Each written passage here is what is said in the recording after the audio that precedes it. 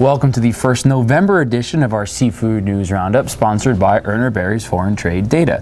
I'm Seafood News Editor Michael Ramsing, and we're recording this the day after that exhilarating World Series Game 7. Congratulations to all those Cubs fans out there. Unlike the 100 years it took the Cubs to break their string of bad luck, reports from Rabobank and Marine Harvest show the Chilean salmon industry has returned to profitability after 2 years of operating in the red. But before we get to that, let's review a few of this past week's other top stories reported from seafoodnews.com. India's Marine Products Export Development Authority told the country's shrimp producers to stop using illegal antibiotics in their operations and asked the industry to begin internal testing of their products for residues. This is part of a response to the European Union's decision to inspect at least 50% of India's imported shrimp and seafood for illegal antibiotics after a recent wave of shipments tested positive for banned substances. The Export Authority also plans to meet with the European Food Inspection authorities to show them how the Indian shrimp industry plans to eliminate the use of antibiotics in shrimp bound to the market. Red king crab fishermen operating in Bristol Bay have landed 5.6 million pounds of their quota since the season started on October 15th. There are now about 3 million pounds of the quota left. Fishermen say the pace of landings has been quick this season and that the crabs have been large. The fishermen expect to catch the remaining Bristol Bay quota by December.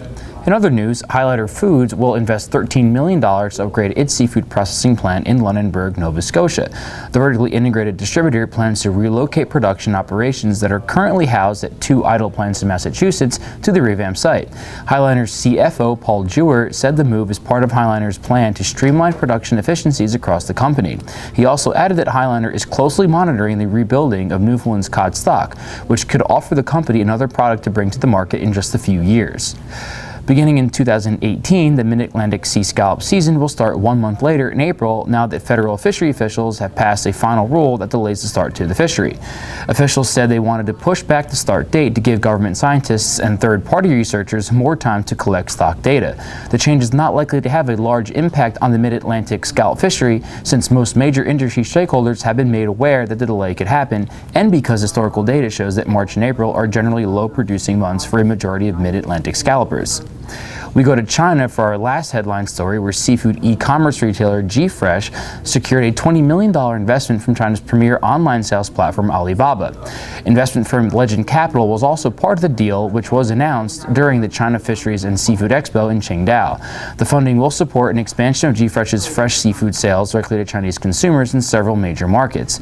It also represents an overall expansion of China's online seafood delivery industry, since G-Fresh plans to improve the overall cold chain infrastructure to better serve customers with timely deliveries of fresh seafood.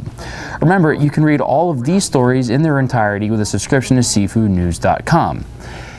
News from the Chilean salmon industry today leads our report after a research note from Rabobank predicted Chilean salmon output to steadily recover in 2017 and 2018.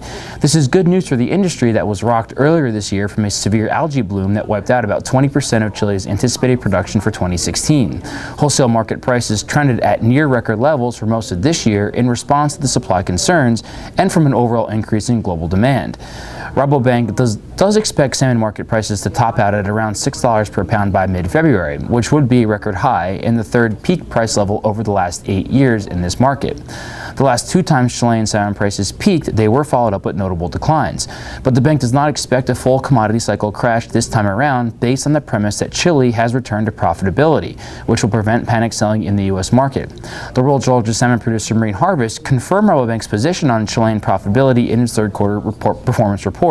The producer posted record third quarter earnings at the same time that its Chilean operation showed signs of profitability for the first time since 2014.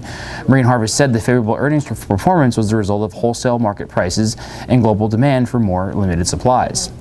And that will do it for today's report, which was brought to you today by Urner Barry's Foreign Trade Data Service. I mentioned at the top of our show how this is the first week of November. This means we're busy getting ready to analyze a fresh set of seafood import data from the U.S. Department of Commerce, in addition to the latest seafood refusal report data from the FDA.